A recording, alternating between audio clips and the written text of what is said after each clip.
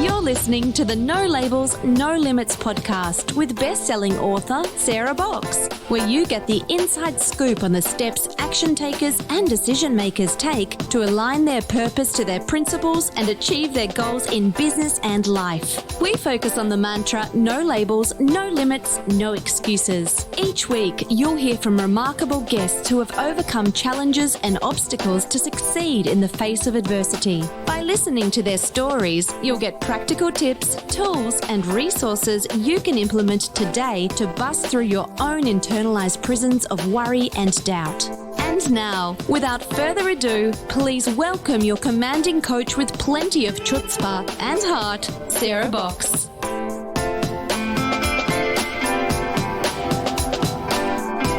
Hi, it's Sarah, your host to the No Labels, No Limits podcast. And first, let me say thank you for joining us for today's episode of the show, which, as you all know who have been listening and new listeners will learn, that the podcast is all about shedding limiting labels and beliefs so that you can actually lead your most fulfilling, meaningful, and purposeful life. And sometimes those labels and beliefs come up from setbacks and hardships that we face, and we hear them or we experience them in ways that are different. So I think, actually, I know that you will learn a lot about that from today's guest. He has an amazing backstory, if you will, but what he's doing in the world today is all about unlimiting ourselves. So I hope you enjoy this episode. And with that, let me tell you a little bit about our guest today, Brandon Beachum. Now, Brandon has been a serial entrepreneur since childhood, really young. And then in 2011, while he's living on a friend's couch, he co-founded a company called Resort Share. And so 4 years later, I want you to imagine this, Resort Share was named the 569th fastest growing private company in America in the annual Inc. 5000 companies list. That's a huge achievement in just a short amount of time. And then only 3 months after getting that, being named that, the company was offered to be bought out for $30 million by a publicly traded company. So I want you to pause and imagine that you're living on a friend's couch, you create a company 4 years later, and you've got an offer to have it purchased from you for $30 million. How great would you be feeling in that moment? Would you just be high with excitement and feelings of accomplishment? Yeah, I bet I would. I know I would. But wait, that's not the whole story. So there's more. Yeah, there is more. So, but not even half a day later, like within 12 hours, Brandon finds out they lost 90% of their revenue from a major partner who signed with a much larger competitor. Evaporation on the offer. And my question to all of the listeners is, how would you respond to that? Would you rebound or throw in the towel or just have a big old pity party? Well, Brandon pivoted and he went from, I would say, learning those powerful, painful, but actually significant life lessons through those hardships and his experiences. And he is now actually focusing on his greatest passion, which is exploring consciousness and the ultimate nature of reality. So we're going to talk to Brandon about that today because he is passionate about it. And he does his work through a number of different venues, if you will. He has the Positive Head podcast and a new consciousness elevating talk show. And think about it being like an evening talk show format called Optimystic, which I love just from the name alone. So Brandon, with that as an introduction, welcome to the No Labels, No Limits podcast. And what have I left out of that you think people should know about you? You actually left something out that was very thorough, by the way. And yet, but wait, 1 month after losing the offer, lost 90% of our revenue, the offer's off the table. You find out your best friend and business partner that you gave equity to in the company to begin with has basically behind your back with there's four main partners. I started, then my brother very quickly, a year later, my best friend, and then 4 years later, a bigwig guy who was kind of taking us to the exit, right? So number 3 and 4, number 3 was my best friend. Number 4 was this, newest partner. To find out those two were conspiring to not only we'd just been hit by an asteroid, but conspiring how they could essentially take what's left from me and my brother, who gave them their equity to begin with. So, and that was uncovered because my brother had linked up emails with one of them years earlier for some silly reason, and so they could respond on each other's behalfs. And then he used webmail instead of his normal Outlook or whatever, and happened to see all these back and forths. Here's how we'll restructure. Here's who will get their equity. Here's, and it's like, oh, okay. This adds insult to injury. And so, in that moment, I instantly reflected back to the one that was my close friend, putting a hypothetical scenario to me 6 months earlier. I had just started my podcast. He goes, what would happen if your podcast really took off positive head? And all of a sudden, our fourth partner wanted a piece of it because you created it while you were still working here. This is how they think, and I'm like, I would probably give it to him because I'm so infinitely abundant. There's just more where that came from. Months later, little did I know, the two of them are considering, conspiring to take my equity from me. And I went to them and said, we've uncovered what you're doing. You don't have to take it. You can have it. We just want a clean exit from you, get away from your toxic energy and go and start something new, which we did. And that was very challenging. Imagine $30 million to walking away, giving what's left. Now, granted, it was in a rough state at that time, but it's now thriving and doing well, years later. And we walked away, and that friend, never responded to me. I did end up signing it over someone else on their behalf. We walked away. We just wanted away from them. And, in my new book, The Golden Key, I talk about the story as my sort of hero's journey tale. And I reference this person as the villain in my story. Right. And how oftentimes the villains, as Eben Alexander, who was on my show years ago, talks about when he had his near-death experience, the villains are often your best friends on the other side. And I have a lot of links to him. I have a lot of birthday synchronicity, and he's a part of that. And so I'm like, I've always told that story of this, this happened for me, not to me. Well, lo and behold, the day I hit print on the book, where I didn't name him by name, but if you read it, you'll see I talk about the villain in the story. He calls me. I haven't heard from him in over 5 years. He goes, I know you probably don't want to talk to me. I just want you to know I've been on an intense spiritual journey, and I've turned my life completely around. And you keep coming up in meditation, and something about us writing a book together from my intuitive friend. And I'm like, well, we just wrote a book together. Yeah. You're just made a guest appearance as the villain. And, it's Sarah, really turned into a great story of redemption. I saw him a few weeks later. There was a lot of tears. There was, hey, I'm really sorry for what I've done. Here's $50,000 cash. I just written a book on manifesting abundance, and it was, and now he's renting a room at the communal property I run in Venice and Los Angeles, and he's completely thriving in his life and very different person. It's like, oh, now we can really, we're on the same page. Here's this person who is manipulative, and it's all about what can I consume and take for myself. He had also been the only one that had become a millionaire off of that company by selling stock months before everything went down. So on top of that, he had actually been the one that thrived the most from my creation. Right. And so it was, wow. So that's what you left out. And wow. Now we're like, my best friend is back, new and improved. And he's saying, how can I support you? How can I support getting this message out to the world? How can I, he bought, I gave him, 100 copies of the book, and he just hands them out to everyone. Hey, I'm the villain in this book. Check it out, and it's a wild story. And I'm really interested to see where it goes from here.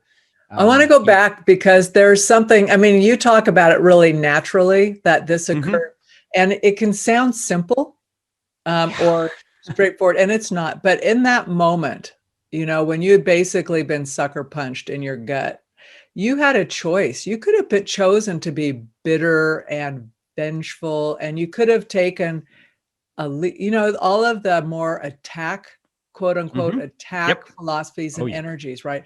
What was in you? How did you come about that grounding in where you were able to make a different choice, Brandon?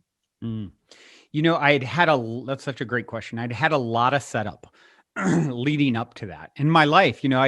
I've been on this, path of awakening my own spiritual journey for, about 25 years. I look at my new book, 25 years of deep exploration. I've condensed it into 3 hours to listen to, or, 100 pages to read.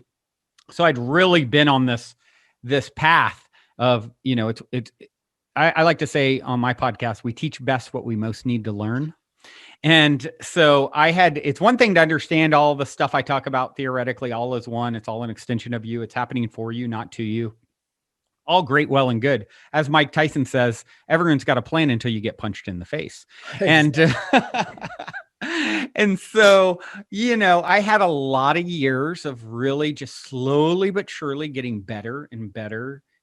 Smooth seas never made for a skilled sailor, and we all came to be skilled sailors. So, I would get rocked and thrown off easily for many years, and I just got better and better and better and better. And it just, slow and steady. And here comes this, asteroid hitting me. It's obvious what a setup it is, the timing of it all, then finding out this person is betraying me in a similar fashion to, what he had asked me hypothetically years before, months before. What if so-and-so tried to take something, more from you? I'd give it to him. And at that time, me and my brother, my brother's the most sensitive person I know. And so he was just so rattled by everything that had happened, and so hurt and so confused and scared that there was going to be legal repercussions from, things that were going on. And so we just said, you know what, let's just hand it over and ask for a release, so we don't have anything to do with their toxic energy another moment. And we can go and manifest more. And and we started a travel company out of the ashes of that called Hello Vacay, which is just about to, it's done fairly well. Nothing is like that rocket ship, but we just made a big partnership with Priceline. And so literally within days of this recording, there's going to be a whole new site, hellovacay.com, where you can get, huge discounts on hotels and motels and things like that, like a membership driven discount platform. And we think it's got way more potential than what we had before. So we'll see. The verdict is out. I'm unattached, but it's like that, that journey would be for that to happen would be really a really beautiful story. Right. Yeah. And so I saw it as the opportunity for me to be the biggest person possible and to, practice what I preach. Yep. And so I stepped to it, and here we are, and I'm glad that I did. So let's talk a little bit more about how the connection, you started to talk about you writing about this story and the villain and all of that in The Golden Key. So the full title is The Golden Key, The Modern Alchemy to Unlock Infinite Abundance. What do you mean by, let me just ask even more granular, what do you mean when you talk about the ultimate nature of reality and how that links to your book? Great question. So I always say that's what I'm most passionate about exploring, is the ultimate nature of reality. And what do I mean by that? I believe, there's many truths. I call them relative truths. You and I are separate. That we can make an argument for that, and most people would agree with it. However, there's an ultimate truth, a deeper truth. You and I are one. The consciousness that animates my form is the consciousness that animates your form. The separation between us is illusory in nature, I believe. And we can see it's all made of the same stuff physically. I'm talking to you, and what am I? Well, I'm a conglomeration of atoms that in its former life were a star somewhere that lived out its full childhood, adolescence, young adulthood, middle age, old age, died a violent death, exploded, its guts strewn across the cosmos, and reformed into me talking to you in this moment. And same with you. So it's literally the same stuff recreating itself in different ways. And I think that's happening not only physically, as I just pointed out, and science knows, but spiritually, consciousness. It's all source, God, higher self, the universe. Whatever you want to refer to it as, I am that, and you are that. And so when I talk about the ultimate nature of reality, I'm really pointing to the oneness of all things and the implications of that being the most foundational level truth. There can be other truths stacked on top of it that are relative, and For example, give me just an example of a relative truth that is stacked on that, just so I've got context. Yeah. So the first one I always go to is what I said is you and I are separate. We can make an argument for that, and many would agree with it. You and I are one. That is a different truth. That is, I would say, even more fundamental and foundational, but maybe less apparent, depending on the vantage point from which we are speaking. Right?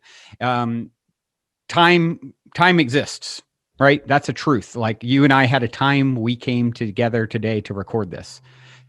Time is an illusion. That's a truth. Einstein proved if you shoot me into outer space at light speed and bring me back a day later, I'm a day older and you've been dead 100 years or something, right? So there are truths, nested within each other. And I like to get to what's at the root of it? What's at the root of it? When you start digging to get to the root, the foundational truths, what's going on here is absolutely fascinating. Okay. You are it. It is you. You are source. You are God-godding. This is how God experiences herself throughout eternity. It forgets so that it can remember. If it is all one and it is all love at its core, it's happening for love, I believe, that becomes meaning, and there's no time, that becomes meaningless, right? There's only me, it, consciousness, and it's love, but there's no opposite of love for the contrast to mean anything. It's like a great work of art. You've never seen a great work of art without shadow in it. You need the contrast for it to be beautiful. The music is the silence between the notes, they say. Same kind of idea. So it is all one. It is happening for love. Love is the core of it all, and it needs the duality to exist. So this is how God, I believe, experiences herself throughout eternity. Okay, I'm going to take a form. I'm going to play this avatar. I'm going to pretend like there's another in the form of, I'll be Sarah and you and Brandon, and I'll pretend like and then I'll interact with myself. First, I'll drop myself into a 3D reality that's really a holographic, illusion we're now seeing, like I talk also in the book, simulation argument, which basically shows you're in a simulation, or a lot of evidence. You have people like Elon Musk saying 1 in a billion chance that this is not a simulation, and people like Neil deGrasse Tyson, it's becoming pretty apparent to those who are really exploring and looking. And it's like, okay, I'm going to create this light show for all practical purposes is the same as a video game or a movie. The particles that make me up are vibrations of energy, not solid at all. They're flicking in and out of existence so quickly, like a projector does. It appears solid, but it's really light. And I'm going to, I always say on people on Facebook and stuff for their birthday, I always write happy 3D incarnation anniversary, because you didn't get created on the day you were born. You dropped into a body and gave yourself amnesia to where you came from prior so that you can have an experience that's actually meaningful here. And then the game becomes remembering while in the game so that you can start to really play it at a level that is empowering. And this is how God experiences herself. And, with that, without that contrast or context, like I always think of my brother when he was early 20s, he got a ticket for something. He didn't pay it. He forgot about it. Years went by. He got pulled over. They said, "Oh, you've got a warrant, buddy. Let's go. Taking you to jail." I already mentioned he's the most sensitive person I know. Here's this sensitive soul sitting in jail for like 4 days. I pick him up at 12:01 a.m. because they keep him an extra minute so that they can charge the state for another day. I get home. It's 2 a.m. or whatever by now. He's starving. I cook him a Hot Pocket. To this day, you ask my brother, what is the best meal you ever had? Guess what his best meal you ever had? That Hot Pocket.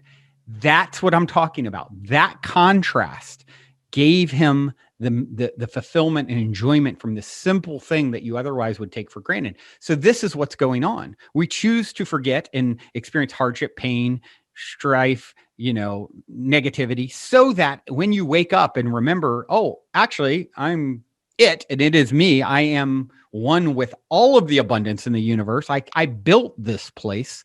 Now it actually means something because you've experienced some contrast to give it meaning. Do we wake up in this life to that?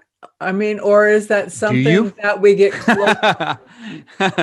Do you? That's a good question. I mean, for me, it's something that I resonate with everything you're saying. I really do. But then there's that part of me that's curious. I'm going, yeah. Mm. When is the need for creating that contrast? And sometimes it shows up as drama, and you're just going, what's the point of this? And I've said that many times recently, right? It's like, I'm not sure what the point of this is. I don't think I need this anymore. Almost like I don't need this on off dark light stress. So I'm going to, do something different, but, or choose something different. But I'm curious, do you get to a point, or have you gotten to that point, perhaps, Brandon, where it's the interval between recognizing that who you are and how you may be contrasting or separate from that reality in the moment gets shorter? I say it does.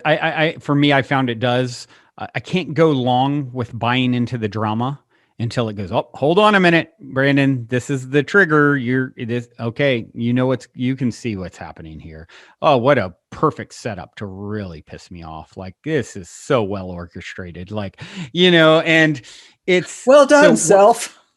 Yeah, right. Exactly. And it's like, I hear you. You get to the point where sometimes it's like, oh, do I really need this? And I would say you do, or it wouldn't be happening, and I believe when all the opportunity for growth has fully realized itself, you check out. Okay, got what I needed to from that show.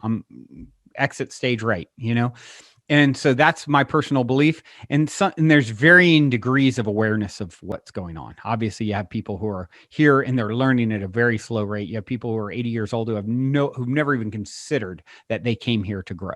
Like it didn't even, you know what I mean? Then you have the 10-year-old who's so contemplative and, and so it really, certainly, one of the things I talk about, one of the keys in the book, name is trust the mystery. So I don't always know the why.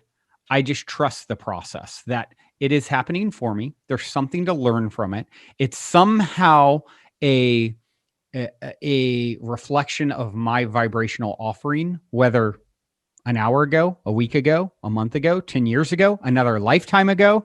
It's somehow in the pot of experience that I'm cooking up is coming from as a reflection of self, to be learned from, to be released and worked through. I like to say, everywhere you go, you're there waiting for yourself. So these things that are coming up, that sometimes it's like, what do I really need this? Well, if it's really triggering you to be irritated by it, maybe that's the whole thing. It's like learning to, just surrender to what's unfolding and becoming the calm in the eye of the storm. And I think that's going to become increasingly important as we level up or ascend, as some people call it. I think I think you have a lot tied to us energetically that we're not even aware of. That's sort of karmic ties or dharmic ties, like, this is my path. And these are things that I came into this 3D container to process and work through as I level up to the next greatest and grandest version of myself. And, I talked about it being a simulation earlier. Well, what's the point of a simulation that we know of? Like, if you're going to be a fighter pilot, they put you in a simulation first. Why? Because if they just threw you in the plane and sent you out there, it's a lot more dangerous. You can learn in an environment for a bigger show, for a bigger game. And that's what I believe is going on here. This is a safer environment to get the chops down of being God, essentially. Well, that, if nothing else, it's an amazing playground for that, because there's constantly growth and learning opportunities, depending if you take them or not. But there's no shortage. That's it. It's, because what I'm saying here is you are the creator and created rolled into one. Well, what does a creator do? It creates? So it creates with its energy, with its belief. That's what we do. So, abracadabra translates to, I create as I speak. So your words really are your wands, You are spelling, you are casting a spell. So for me, I've told the story my whole life. I don't believe in getting sick. I just made that up and just continued to tell it enough until I believed it. And then I'll tell anyone I knew, oh, you have the flu? Oh, I don't believe in getting sick. Give me a hug. Now, I'm not going to say I've never been sick, but I'm 46 years old, never been in a hospital, never a broken bone. I can count on two hands the times I've, vomited. It just hasn't been a part of my journey. Well, we can look at the science. Well, let's see. Why did that work? Well, if I'm the creator of my experience and I'm believing it, I'm aligning vibrationally to that healing network. It's you're always just swimming in different vibrational pools. We can see 30% of all healings, including surgeries, are placebo. And so that's science backing it up. And so it really is, you start to play with these. Oh, okay. Why is this happening for me? The only thing I've gotten good at, Sarah, is telling good stories about why something's happening and how it's going to serve me, and spinning it in a way that, there's a silver lining there. And it doesn't mean to avoid the pain of any situation. Actually, the contrary, to accept that is a part of it too. You came here for more than love. Love is the foundation of it all, but you came here to experience the full gamut of emotion and experience that I believe in non-physical. We can't fully feel the same way because it's not real. There's nothing to a mirror. You've used the terminology mirror or contrast, right? So without those things, it's really tough to experience fully. Yeah, right. You can say, I want to be in love, quote unquote, but until you're actually in a relationship where you're having to go, oh, I wanted the easy way, right? You're going, it is not like that, man. If you're signed up, you're all in to be learning and growing and accepting. It isn't about just you, right? Because you set up something to be part of it. Let's talk about your book some. I have tons of questions, but I really do want to learn more, because I think much of what you're speaking right now is linked to what you've written about in your book. Can you kind of walk us through a bit of that and what I, as a reader, can expect if I interact and am engaged with the book, what I would expect to gain? Great question. So as I mentioned earlier, the golden key, modern alchemy to unlock infinite abundance.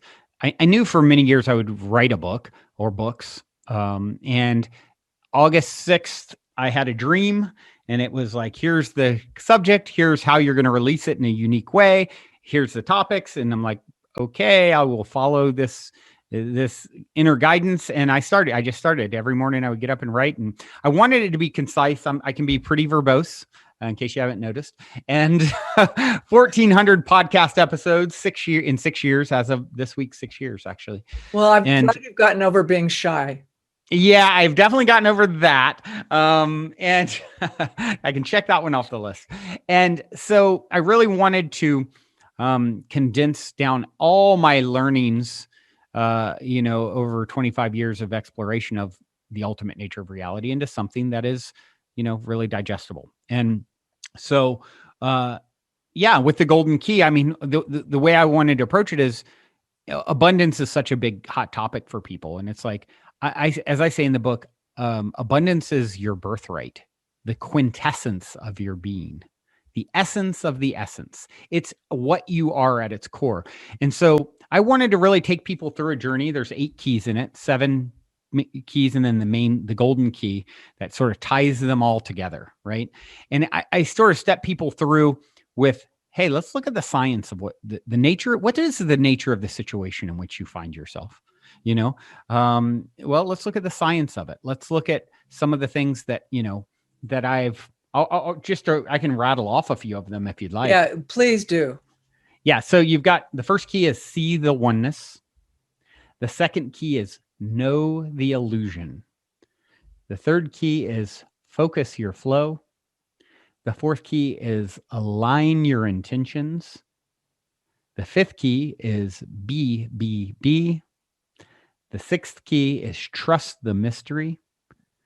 The seventh key is love what comes. And the golden key, the one that ties them all together, master the YOU universe. the universe. So, yeah, that's the keys. That gives you a high level, and then I just really go in and break each of those down, and they kind of build on each other to give you a holistic view of how I view reality and the perspectives that I've employed to create, a pretty incredible life, some achieving what I did with Resort Share. 1 in 10,000 entrepreneurs ever get to that level. It's not statistically in my favor, but when you start to understand, hold on, I'm in my own private universe. Of course I make it. I'm the only one here. God is so abundant. There's enough room for infinite universes. And this idea that everywhere I go, I'm there waiting for myself, and everything is a prop in my movie, reflecting me back to me. And vice versa. I would say I'm a prop in your movie, and I am an extension of your consciousness that you created to look like this, sound like this, and to interact in this way. And it's just you feeding you back to you. And so when you start playing with that as the core operating system and way you're navigating, and even start thinking of, okay, well, I'm here. It's sort of like the Truman Show.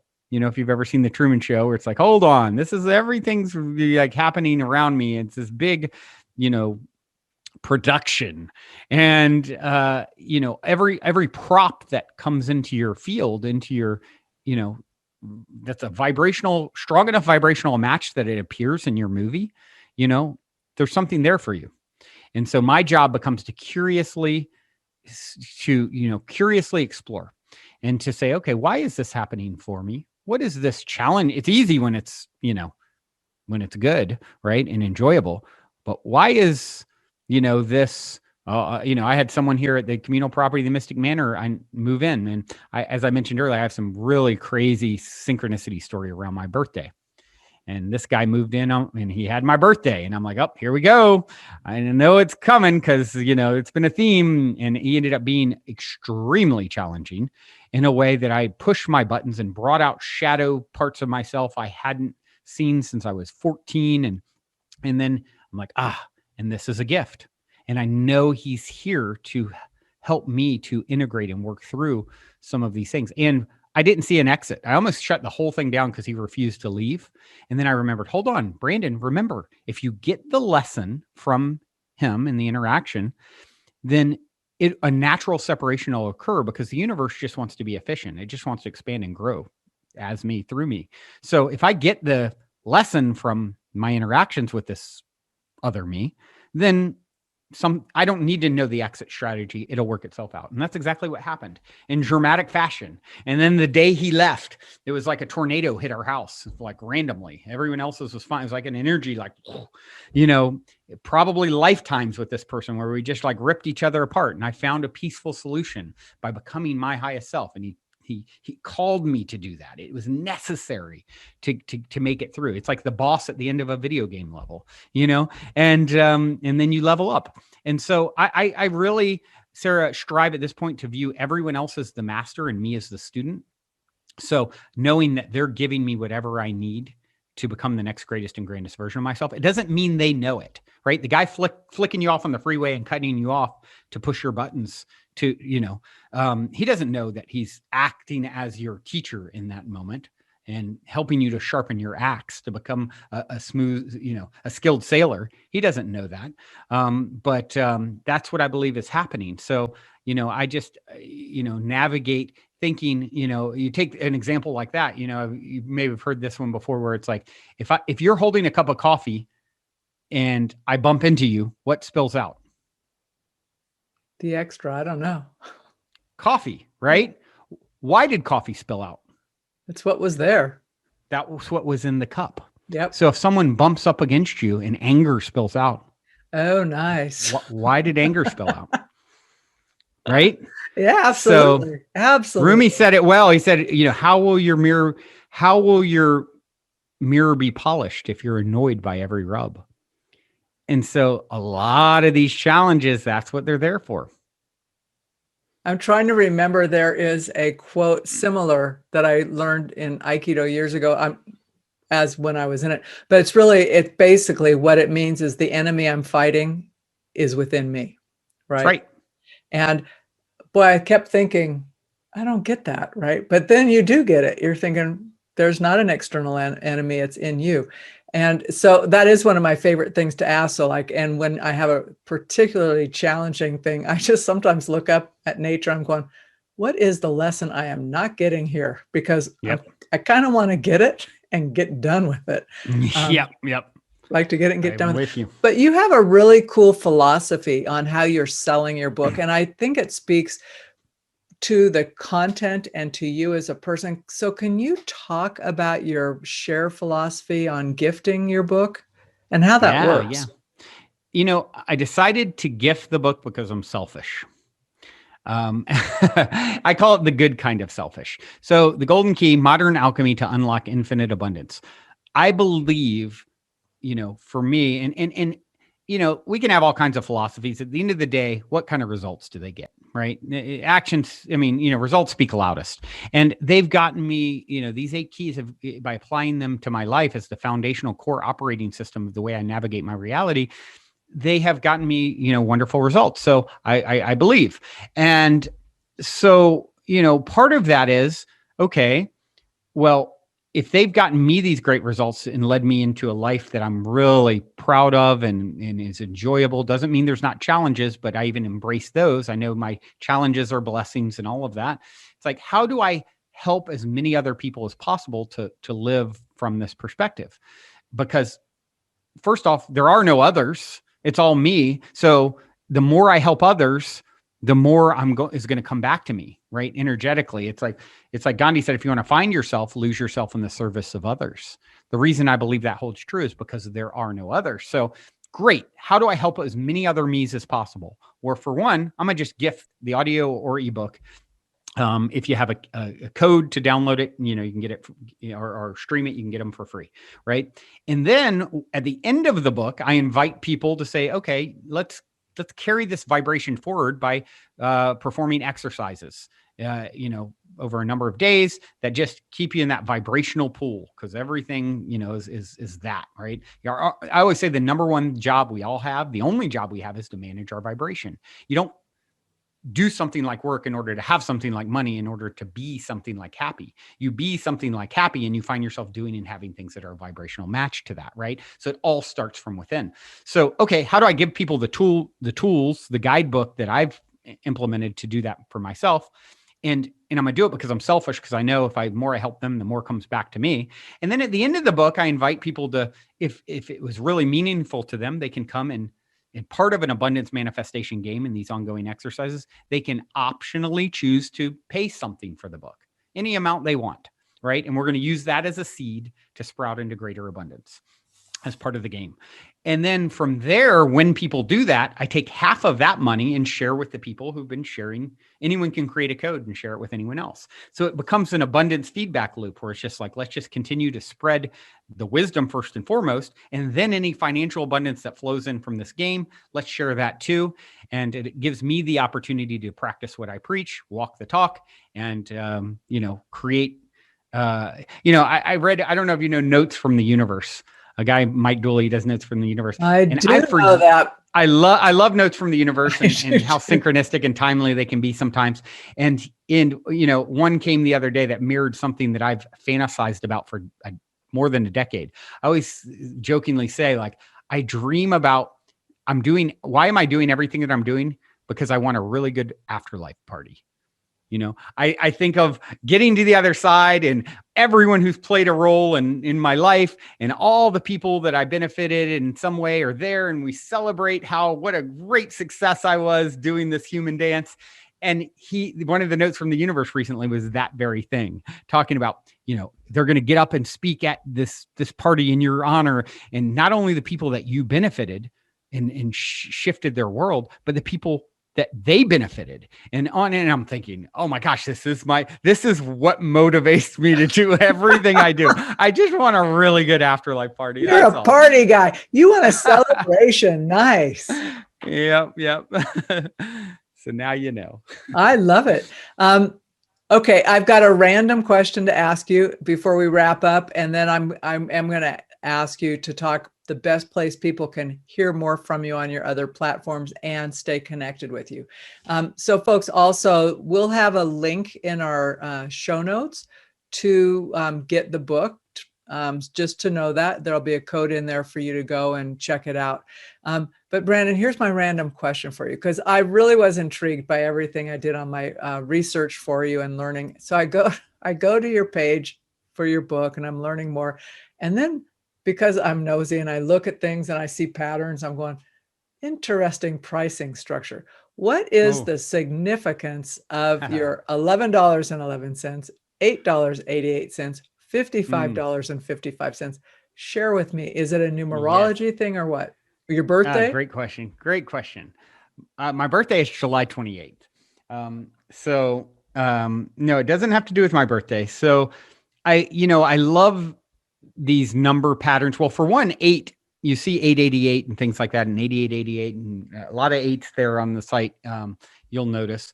And that was a synchronicity in itself, because I wrote the book, and the golden key, I landed on 8 keys to abundance. And I was telling my brother about it. He goes, well, I live on the 8th floor. And did you know all the Chinese people he lives in Irvine, California, where there's a lot of Chinese community. They're all fight to get on this floor, because the 8th floor is this 8 is the symbol for abundance in both traditional and modern Chinese culture, because it sounds phonetically similar to the word for abundance. So it's like a thing. He's like, 8s are abundance. And I'm like, oh, wow, I had no idea. I just landed on 8 keys in this abundance book. So I then started, okay, if I'm going to price things, let's just make it 8888. Where can I use 8s? And then in some cases, 1111, of course, is a very, I guess, commonly known pattern to see as people are having an awakening and sort of the ascension process, as others would put it. You'll start to notice these numbers. And what's interesting, you can, if you start seeing a number pattern a lot, I recommend go and search that number, whatever it is, and with like 444 angel numbers, 1111 angel numbers, and you'll get some ideas of, oh, this is the meaning behind that. So once you start understanding you're in your own Truman Show, and it's all like this programmed, simulation that you are both the architect of, and then you immersed yourself in it. You start to then see all these patterns and glitches in the matrix kind of thing. And I love I saw recently the quote, be the glitch you want to see in the matrix. And so you start, seeing all these patterns. I think that's a very common thing for people who are on their path to remembering, coming back together into the oneness that is the truth of the nature of the situation we find ourselves in. And that just is a stopping point on the way, starting to pattern recognition, or I'm thinking about this thing, and then all of a sudden there it is on a sign. And then, hold on, the song is speaking to exactly what I was just thinking about. And hold on, it starts to realize like, oh my gosh, it's way closer than you could have imagined. You've just been missing it, or you weren't ready fully. And as we expand, I think the blinders get expanded more and more, and you get shown, oh, they're ready. Sarah's ready to see more. Okay. Drop it on her. Yeah. Oh, here it is. And that's just one of that. And like synchronicity, having a lot of synchronicity is one, that just happens. I mean, my birthday is my dad's birthday, his grandmother's birthday, her great died on that day. The business partner, his baby mama and grandmother's same birthday, met a soulmate on that day whose boyfriend committed suicide on that day. His name is Anson. All my relatives are from Anson, North Carolina with that birthday. And that's not even half the story. So that just gives you an idea of noticing the pattern recognition of how it's a feedback loop, feeding me back to me, because I am in my own private universe. I am the star of this show. And so are you. And once you start claiming that power, it starts, when you come holding your bag of sugar to be filled, it'll be examined to see how large it is. And so what do you expect? Because you are a creator. If you say, I am poor, I am this, I am unhealthy, abracadabra. Oh, the creator says it so. Oh, it is. So it's so. And so it is. And so once you start playing on the other end, oh my gosh, I am it. And it is me. And of course I make it. Of course I achieve greatness. Of course, who else? There's no one else in the room, and that's where it gets really interesting. Brandon, it has been so cool talking with you today, and on many levels. So thank you for this great interview. Before I let you go, please tell folks the best places, I know there's more than one, for them to find you and stay current with what you're doing, what you're teaching, and how you're helping all of us expand. Absolutely. Yeah. And to just reflect back to you, thank you for having me. You are such a fun and gracious hostess with the mostest, and I have appreciated this so much. So my podcast is everywhere that you would find a podcast. Positive Head, it's called, and I do that 5 days a week. My dear friend Erica Middlemist, Dr. Erica, does Tuesdays and Thursdays, so that you can have some chill out from my vibe. Monday, Wednesday, and Friday, she's got the soothing, calm, cool vibe. So we complement each other well. And my show, my late night style, consciousness centric talk show is Optimystic. You can find that at optimystic.tv. And there's many more of those episodes that are going to be coming out. And we're just starting. It's kind of been on hiatus because of COVID. And we're just starting to look at, giving some love and pushing out a bunch of episodes that were filmed pre-COVID that haven't been released yet. And then, of course, the book, goldenkey.gift, and then use the code. I don't know if you already have chosen your code or not. I'm going to use NLNL. No labels, so if you go to NLNL. NLNL. So if you go to goldenkey.gift, use the code NLNL, you can get the audio or ebook or both. And if you feel inspired, then come and play the game. We have a Facebook group of people supporting each other as they do that. And it's just all about, keeping the vibration going, right? Well, on that note, I'm going to say so long. And thanks, Brandon. This is just what I needed today. So thanks for entering my universe. Well, I would take the credit, but since you're creating your own universe, thank you for manifesting me on this perfect divine timing as a divine reflection of you. And here we grow. Here we grow. You've been listening to the No Labels, No Limits podcast with best-selling author, change agent, and strategic vision coach, Sarah Box. You can grab the show notes and find out how to work with Sarah at sarahbox.com/No Labels, No Limits podcast. We'd love this podcast to reach as many people as possible. So please remember to rate, leave a 5-star review, and share the podcast with someone you think would get value from this conversation. Until next time, keep taking those daily action steps to align your purpose to your principles and achieve your goals in business and life.